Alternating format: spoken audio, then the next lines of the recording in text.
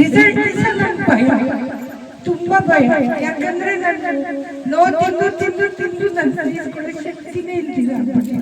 ಇಂಥ ದೇವಸ್ಥಾನಗಳು ಈಗ ಮನೆಗಳು ಸ್ವತಃ ದೇವಸ್ಥಾನ ಅದೇ ಇರುತ್ತೆ.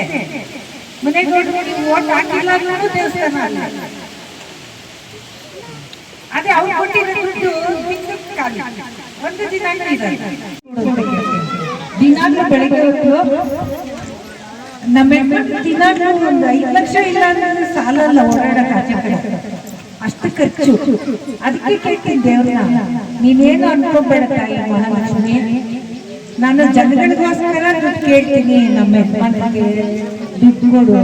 ಜನ ಇವಾಗ ದುಡ್ಡೇ ಕೇಳೋದು, ನೀವೇನು ಅವ್ರಿಗೆ ತೃಪ್ತಿ ಇರಲ್ಲ. ನಾನು ಅದಕ್ಕೆ ಈ ಸರಿ ಮುನೇಗೌಡರು ಗೆಲ್ಲಿ ಯಾರು ಏನ್ ಕೇಳ್ತಾರೆ ಎಷ್ಟು ಕೇಳ್ತಾರೆ ಕೊಡೋಂಥ ಶಕ್ತಿ ಕೊಡ್ತಾ ಇಲ್ಲ. ನನ್ನ ಮಾನವನ ಕೇಳ್ತೇನೆ, ನಾನು ಎಷ್ಟು ಕೇಳಿದ್ರೆ ನನ್ನ ಕಟ್ಕೊಳ್ತಿರಲ್ಲ.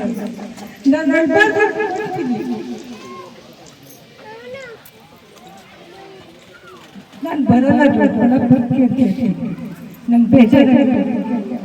ಇವಾಗ ನಿಮಗೆಲ್ಲ ನೋಡಿದ್ರೆ ಇಲ್ಲೇ ಇರಲ್ಲ ಆ ಥರ ಗಂಡನ ಕಷ್ಟ ಯಾರು ತಡ್ಕೊಂಡಿರಕ್ಕಾಗಲ್ಲ. ಎಲೆಕ್ಷನ್ ಎಲ್ಲ ಮನೆ ಮನೆ ಓಡಾಡ್ತೀನಿ. ರಿಸಲ್ಟ್ ನನ್ ಭಯ, ತುಂಬಾ ಭಯ. ಯಾಕಂದ್ರೆ ನಾನು ತಿಂದು ತಿಂದು ತಿಂದು ನನ್ನ ಶಕ್ತಿನೇ ಇಲ್ದಿಲ್ಲ. ಎಲ್ಲರೂ ಪ್ರೀತಿ ಮಾಡ್ತಾರೆ. ನೀವು ಈ ತರ ಇರೋದಕ್ಕೇನೆ ನಾವು ದೊಡ್ಡಬಳ್ಳಾಪುರಕ್ಕೆ ನಮ್ಮ ಯಜಮಾನರು ಬಿಟ್ಟು ಇಲ್ಲ ಅಂತೀರ. ನಾವ್ ಏನ್ ಹೇಳಿದ್ರು ಕೇಳಲ್ಲ. ನಾನು ಹೋಗ್ಬೇಕು, ನಾನು ಹೋಗ್ಬೇಕು ಎಲ್ಲ ಹೇಳ್ತಾರೆ. ಹೇಳ್ತಾರೆ ನೀನ್ ಯಾಕೆ ನೋಡ್ಕೊಂಡು ಸುಮ್ಮನೆ ಬಿಟ್ಟಿದ್ಯಾ? ಕೋಟ್ಯಾಂತರ ರೂಪಾಯಿ ಕಳ್ಕೊಂಡಲ್ಲ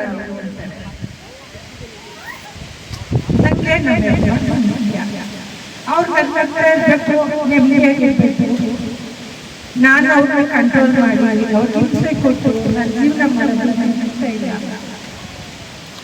ಅವ್ರಿಗೇನು ಇಷ್ಟ ಅಂತ ಮಾಡಿ ಎಲ್ಲದಕ್ಕಿಂತ ಹೆಚ್ಚಾಗಿ ಕರೋನಾದಲ್ಲಿ ತುಂಬಾ ಸರಿಯಾಗಿದ್ದು ಅದರಲ್ಲಿ ಉಳ್ಕೊಂಡಾಗ ನನ್ನ ಮಕ್ಕಳು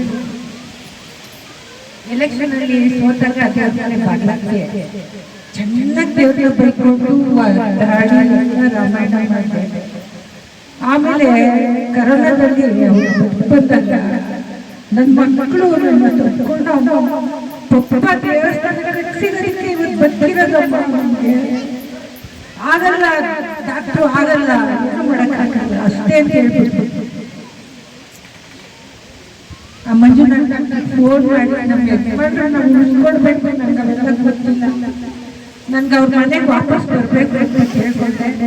ನಾವಿದ್ದೀವಿ, ನಾವು ಮಾಡ್ತೀವಿ ಅಂತ ಅವ್ರು ನಿಂತ್ಕೊಂಡು ಇಂಟ್ರೆಸ್ಟ್ ಆಗಿ ಅವ್ರಿಗೆ ಊಟ ತಾತಿ ಎಲ್ಲ ಸ್ಪೆಷಲ್ ಆಗಿಬಿಟ್ಟು ಮನೆಗೆ ಮಗು ತರ ಎತ್ಕೊಂಡು ಬಂದಿತ್ತು. ನಡ್ಕೊಂಡು ಬರಕ್ ಆಗಲಿಲ್ಲ ಅವ್ರ ಮಗು ತರ ಎತ್ಕೊಂಡು ಬಂದು ಸಂಬಂಧ ಹೋಗಿ 6 ಜನ ಹೋಗಿ ಎತ್ಕೊಂಡು ಬಂದ್ಬಿಟ್ಟು ಆಮೇಲೆ 2 ತಿಂಗಳು ಮಗು ತರ ಸಾಕಿದ್ದವ್ರು. ತಿರ್ಗಿ ಎತ್ತಿದ ತಕ್ಷಣ ನಾನು ದೊಡ್ಡಬಳ್ಳಾಪುರ ಹೋಗ್ಬೇಕು. ನಾನು ತೀರ್ಮಾನ ಮಾಡ್ಕೊಂಡು ದಯವಿಟ್ಟು ನಾವು ಹೇಳೋದ್ರೆ ಆಗಲ್ಲ, ಯಾರನ್ನೇ ಆಗಲಿ ತಡೆಯೋದೇ ಆಗಲಿ ಏನೇ ಮಾಡೋದೇ ಆಗಲಿ ನಾವು ತಡೆಯೋಕ್ಕಾಗಲ್ಲ. ಆ ಭಗವಂತ ಏನು ಆಗಲಿ ಕೊಡ್ತಾನೆ. ದೊಡ್ಡಬಳ್ಳಾಪುರನ ಎಷ್ಟಿರ್ಬೋದು. ಮುನೇಗೌಡರು ದೊಡ್ಡಬಳ್ಳಾಪುರಕ್ಕೆ ಬಂದಾಗ 50 ವರ್ಷ ಅವ್ರ ಫೋಟೋ ಮೇಲೆ ಚಿಕ್ಕ ಹುಡುಗ ತರ ನಾನು ಅಷ್ಟೇ. ಇವಾಗ ಮುದುಕರಾಗಿದ್ದೀವಿ ಇಬ್ರು. ಇನ್ನ ತಿರ್ಗ ನಿಂತ್ಕೊಳಕ್ಲೆ ತಿರ್ಗ ಮಾಡಕ್ಕೆ ಸಣ್ಣ ಪುಟ್ಟ ಕೆಲಸ ಅಲ್ಲ, ಕೋಟ್ಯಾಂತರ ರೂಪಾಯಿ ವ್ಯವಹಾರ. ಇಷ್ಟು ವರ್ಷ ಮುನೇಗೌಡರು ಬಂಡೇಲಿ ಕೆಲಸ ಮಾಡಿ ಎಲ್ಲ ನನ್ನ ಅಣ್ಣ ತಮ್ಮನ ಮನೆಗೆ ಬಂದಿದ್ದಾರೆ, ನೋಡ್ತಾರೆ. ಮುನೇಗೌಡರು ಕೆಲಸ ಮಾಡ್ತಾರೆ, ಅಲ್ಲೇ ನೋಡ್ಬೇಕು, ಇಲ್ಲಿ ನೋಡ್ಬೇಕು, ದೇವಸ್ಥಾನ ನೋಡ್ಬೇಕು. ನಾವು ಯಾವಾಗ ಬೇಕಂತೀವಿ ಮನೇಲಿ ಇರಲಿಲ್ಲ. ಇವಾಗ ಹುಟ್ಟಬ್ಬ ಎಲ್ಲಾದ್ರೂ ದೇವಸ್ಥಾನಕ್ಕೆ ಹೋಗೋಣ ಬಂದ್ರೆ ಇಲ್ಲ ಇಲ್ಲ ಇಲ್ಲೇ ಮಾಡೋಣ ಫಸ್ಟೇ ಹೇಳ್ಬಿಟ್ರು, ನಾನು ಎಲ್ಲಿ ಕರ್ಕೊಳ್ತೀನಿ ಆ ಥರ ದೊಡ್ಡಬಳ್ಳಾಪುರಕ್ಕೆ. ಮತ್ತೆ ನಾನು ಎಲೆಕ್ಷನ್ ಅಲ್ಲಿ ಪ್ರತಿ ಸರಿ ನಾನು ಕ್ಯಾನ್ವಾಸ್ ಮಾಡ್ತೀನಿ. ನಾನು ಒಂದು ಹಳ್ಳಿ ಬಿಟ್ಟಿಲ್ಲ. ನಾನು ಹೋಗಿ ಕಾರ್ಯಷ್ಟಲ್ಲಿ ಎಲ್ಲ ನನ್ನ ಅಣ್ಣ ತಂಗಿಗಳು ನಿಮ್ಮ ಥರನೇ ತುಂಬಾ ಪ್ರೀತಿ ಇಟ್ಕೊಂಡವ್ರು. ಎಲ್ಲ ಊರಲ್ಲಿ ಕೈ ಹಿಡಿದು ಕರ್ಕೊಂಡೋಗಿ ಅಣ್ಣ ಕಟ್ಟಿರೋ ದೇವಸ್ಥಾನ ಬಂದ್ರಿ ಅಂತ ಕರ್ಕೊಂಡು ಹೋಗ್ತಾರೆ.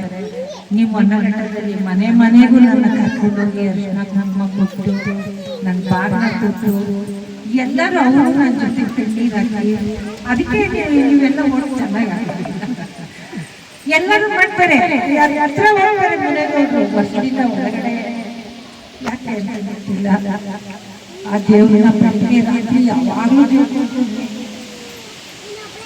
ಇನ್ನು ಎಷ್ಟು ಪರೀಕ್ಷೆ ಮಾಡ್ತಾರೆ ಅಂತ ನಾನು ನಮ್ಮಲ್ಲಿ ಏನ್ ಹೇಳ್ಕೊಳ್ಳೋದು ಅಂದ್ರೆ, ಇವಾಗ ಅವ್ರ 5,000 ಕೊಟ್ಬಿಟ್ಟು ನಾವು ಇಂಥ ದೇವಸ್ಥಾನಗಳು ಈಗ ಮನೆಗಳು ಸೋತ್ಕೊಂಡು ದೇವಸ್ಥಾನ ಅದೇ ಇರುತ್ತೆ. ಮನೆಗಳು ನೀವು ಓಟ್ ಹಾಕಿಲ್ಲ ಅನ್ನೋದು ದೇವಸ್ಥಾನ ಅಲ್ಲ. ಅದೇ ಅವ್ರು ಕೊಟ್ಟಿರೋ ದುಡ್ಡು ಒಂದು ದಿನ ಇದ್ದಾರೆ. ಆದ್ರೆ ಮನೆಗಳು ದೇವಸ್ಥಾನ 20 ವರ್ಷದಿಂದ ಎಲ್ಲ ಅದೇ ಜಾಗದಲ್ಲೇ ಇದೆ. ನಿಮ್ಮ ಮಕ್ಕಳು ಮೊಮ್ಮಕ್ಕಳು ಆ ಭಗವಂತನ ಧ್ಯಾನ ಮಾಡಿ, ಭಗವಂತನ ಪೂಜೆ ಮಾಡಿ. ನಾನು ಅದಕ್ಕೆ ನಾನು ತಡೆಯಲ್ಲ. ದೇವಸ್ಥಾನ ಎಲ್ಲರೂ ಕಟ್ಟಕ್ಕಾಗಲ್ಲ, ಬಂಡೆ ಎಲ್ಲರಿಗೂ ಸಿಕ್ಕತ್ತೆ. ದೇವಸ್ಥಾನ ಆ ಭಗವಂತ ಬರ್ತಿದ್ದೇನೆ ಅವ್ರ ಕೈಯಲ್ಲೇ ಕಟ್ಸ್ಕೊಳ್ಳೋದು ದೇವಸ್ಥಾನ. ಆ ಅದೃಷ್ಟ ನಮಗೆ ಕೊಟ್ಟಿದ್ದಾರಲ್ಲ ಅನ್ಕೋತೀನಿ.